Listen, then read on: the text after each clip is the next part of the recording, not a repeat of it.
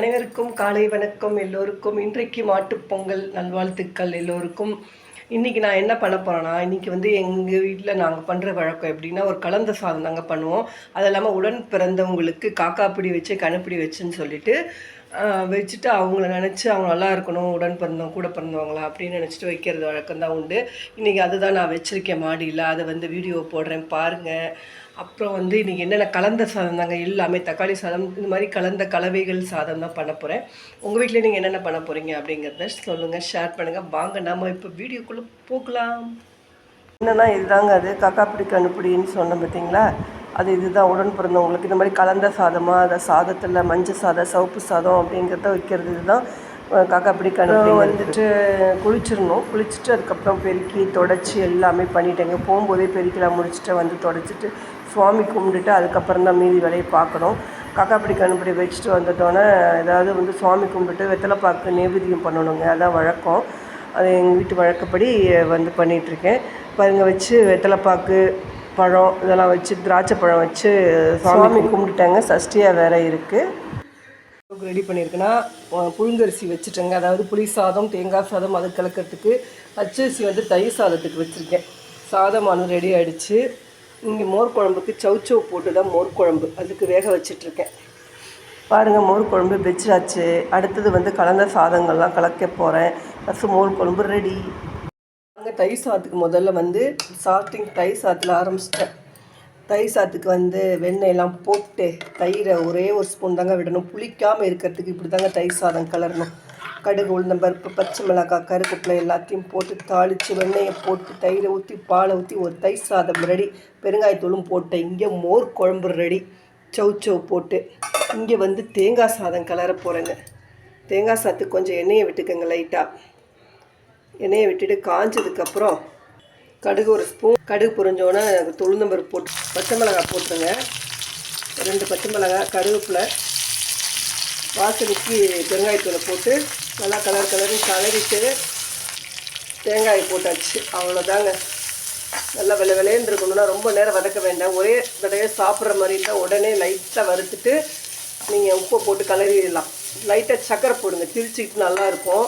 நீங்கள் ரொம்ப நேரம் லைட்டு வச்சு சாப்பிட்ற மாதிரி இருக்கிறவங்க இருந்தால் கொஞ்சம் நல்லா வறுத்துக்குங்க, ஏன்னா ஊசி போயிடும். இப்போ விளையன்னு நல்லா சாதம் இருக்கணும் அப்படின்னு நீங்கள் நினச்சிங்கன்னா லைட்டாக வறுத்தா போதும். தேங்காய் சாதத்துக்கு கொஞ்சமாக உப்பு போட்டுக்குங்க. சர்க்கரை துருவி உண்டு, திரிச்சிட்டு நல்லாயிருக்கும். அவ்வளோதாங்க. அடுப்பு ஆஃப் பண்ணிவிடுங்க.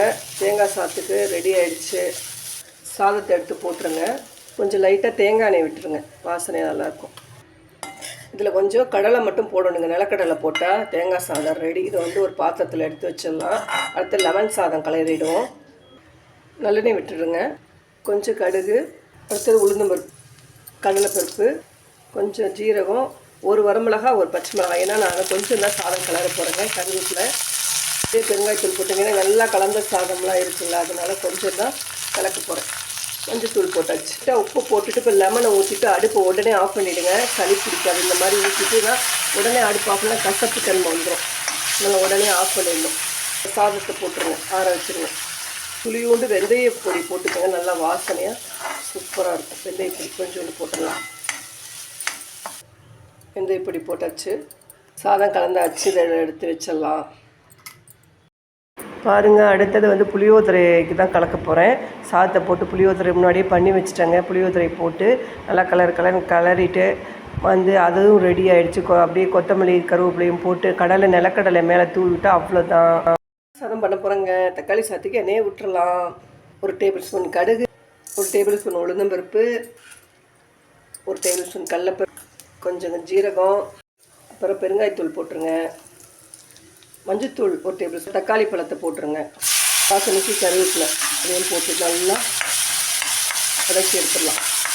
மல்லித்தூள் 1 டேபிள் ஸ்பூன், 1/2 டேபிள் ஸ்பூன் மிளகாய்த்தூள், 1 டேபிள் ஸ்பூன் சாம்பார் பொடி. அடுத்தது தேவையான அளவு உப்பு. நல்லா குழைய வேக வச்சுருங்க.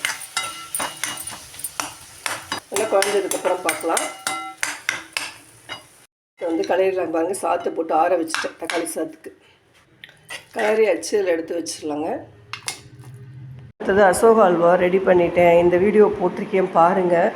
பார்க்காதவங்க ஈஸியாக சுலபமாக பண்ணிடலாம். இதுவும் ரெடி ஆகிடுச்சு. மொத்தம் 6 வகையில் எல்லாமே சமையலையும் முடிச்சாச்சுங்க இன்றைக்கு. பாருங்க 6 வகையான சாப்பாடு எல்லாம் ரெடி ஆகிடுச்சு. கலந்த சாதம்லாம் என்னென்ன சாதங்கிறத பாருங்கள்.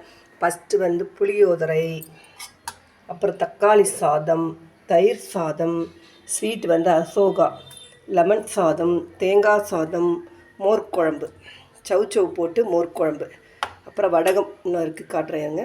பாருங்கள், அப்பளம், வடகம் இது தொட்டுக்கிறதுக்கு, மோர் மிளகாய் தயிர் சாத்துக்கு. இதான் இன்றைய நம்ம மாட்டுப்பொங்கல் எங்கள் வீட்டு ஸ்பெஷல் சமையல். இதை பிடிச்சிருந்தால் லைக் பண்ணுங்கள், ஷேர் பண்ணுங்கள், மறக்காமல் சப்போர்ட் பண்ணுங்கள். நம்ம அடுத்த நல்ல ரெசிபியில் பார்க்கலாம். அது வரைக்கும் டாட்டா. வாங்க பரிமாறிடுவோம். முதல்ல தனியை வச்சுருவோம். அதுக்கப்புறம் ஸ்வீட் ரெசிபி வந்து அசோகா அல்வா வச்சுருங்க. அதுக்கப்புறம் வந்து தேங்காய் சாதம் முதல்ல போட போகிறேன். தேங்காய் சாதம், அடுத்தது லெமன் சாதம்,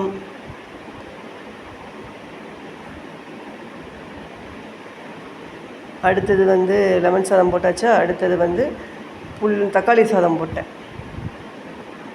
அடுத்தது புளியோதரை, அடுத்தது தயிர் சாதம், அடுத்தது மோர் மிளகா தொட்டுக்கிறதுக்கு, அப்புறம் வந்து மோர் குழம்பு அதையும் வச்சுட்டு, அதுக்கப்புறம் வடகம் அப்பளத்தெல்லாம் வச்சுட்டா அவ்வளோதாங்க, பரிமாறாச்சு. எல்லோரும் சாப்பாடெலாம் ரெடியாக இருக்குது. நீங்களும் வாங்க சாப்பிடலாம்.